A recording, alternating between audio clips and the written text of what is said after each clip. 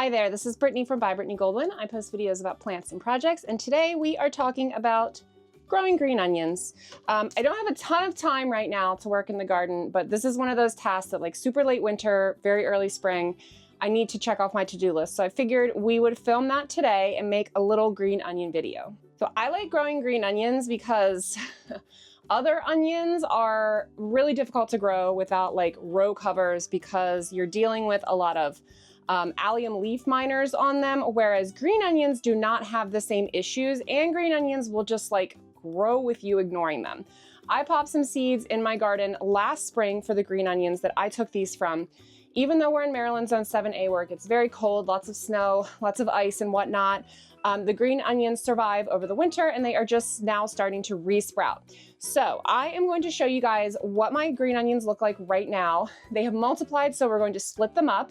We're going to trim them up, clean them up, and then I'm also going to take a couple pieces and show you how to root green onions that don't have roots on the bottom of them to plant them in your garden. So you can use this with grocery store onions, clippings of onions from friends, doesn't really matter. It's a super easy one and beginner friendly one for new gardeners to grow. So green onions grow from bulbs under the surface of the soil, and they will multiply over time. So you can see I have 2 clusters here planted in one of my raised beds. I did plant these last early spring, I think. So since green onions are a biennial plant, they will be able to flower and go to seed this year if I let them.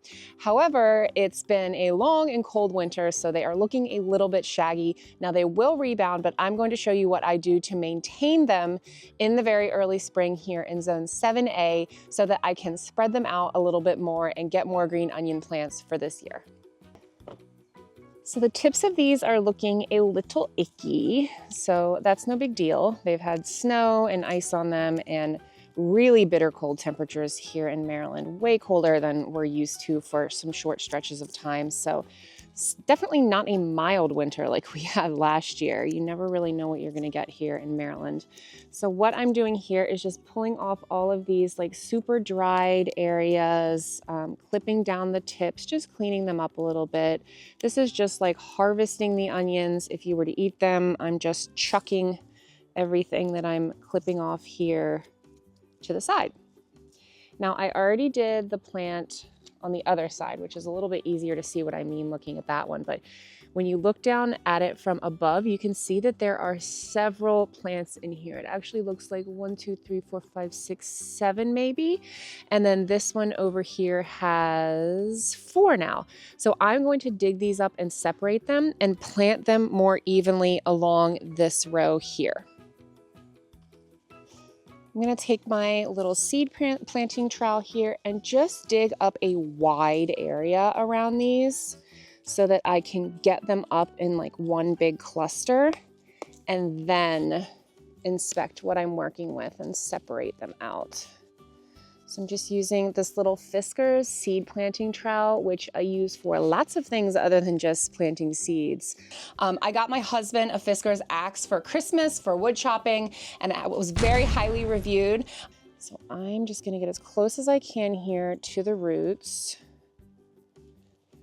and then try and pry these up. They're pretty deep. Let's see how deep we gotta get. There's a little wormy. Hey, little wormy. Is it a rock? Yes, that's a rock. All right. Whew. Wow.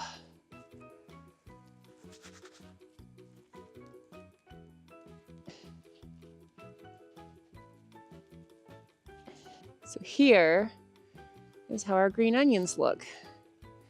Now it actually does look like this has multiplied several times over, and they have all come from the same seed because they are all attached to one another.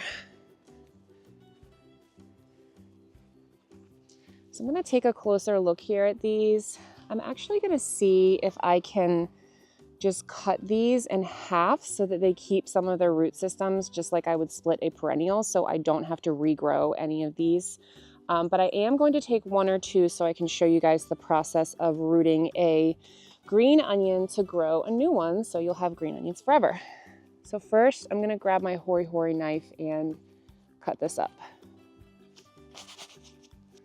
Now the goal here when I'm cutting these up is to make sure I'm taking some of the root structure with whatever I slice off the end here. So I'm not gonna slice, I've got 1, 2, 3, 4, 5, 6, 7 stalks on here. I'm not going to try and slice all 7 of them separately. I am going to try and get 3 chunks out of it though. So let's see what I can get here. Side.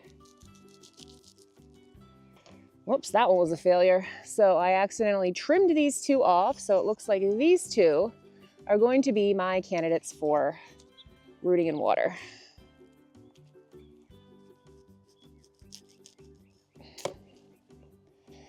Now these 2, I was able to separate, still keeping some of the root systems with each of them. So what I'm gonna do here, ooh, this one actually came off with its own, yay! So I've got now 3 separate plants. I don't dare try and break this one off and mess that up. So I'm gonna clean up this whole area here with all the roots I popped off and then pop these back in the ground. And I have got a bundle here of 8 green onion plants to plant, plus 3 more that I'm going to root in water and plant elsewhere. So all I'm really gonna do is take a single plant and bury it deep enough. I'm gonna give this one a little bit of extra space here because I've got my parsley here that takes up a little bit of space when it gets bigger. I'm just going to bury these down, making sure that root collar down here, the whitish part, stays mostly above the soil line.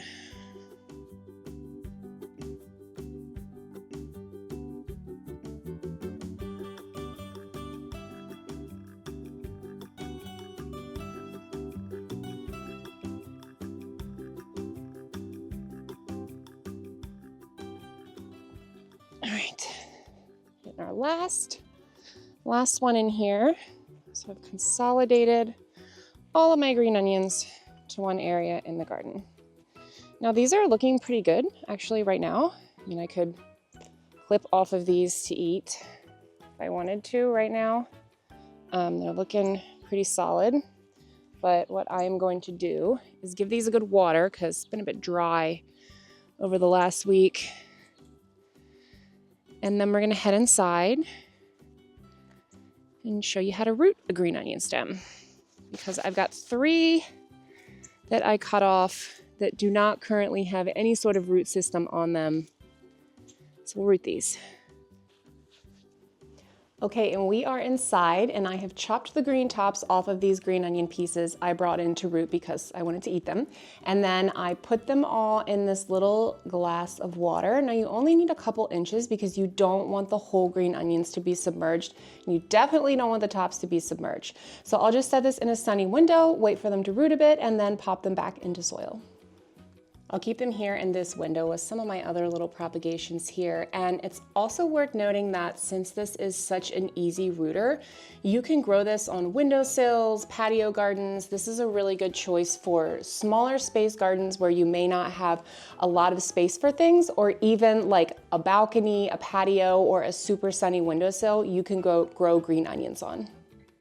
Now remember that green onions are biennial plants, which means it takes 2 full years to complete their life cycle. So you're going to put a seed in your bed, grow your green onions. They will die back or wilt or whatever happens over the winter where you are. And then in the spring, they will resprout. Just give them a little haircut and cut off all the ugly growth. And then if you let them, they will flower and go to seed that second year you have them planted. Now, if you just continue trimming them and cutting off any of the stalks that emerge, you're not going to get any seeds from your green onions. It's not really a big deal, just a personal choice for if you want to harvest the seeds or not for your green onions. I started this whole crop of green onions that I'm working with today using seeds from a seed packet. But again, you can just propagate stems of green onions to get started if you don't want to deal with growing from seed. Though it is pretty easy to grow from seed direct sowing in your garden too. All right, and that's about it for today's late winter, early spring garden chore thing that I checked off my checklist. Now it's time to get back to all of the non-gardening related things that I should be doing today instead of gardening. So in the meantime, I will be checking in soon with some more late winter, early spring planting updates. I'm super excited to get started here in Zone 7A. And until then, happy planting.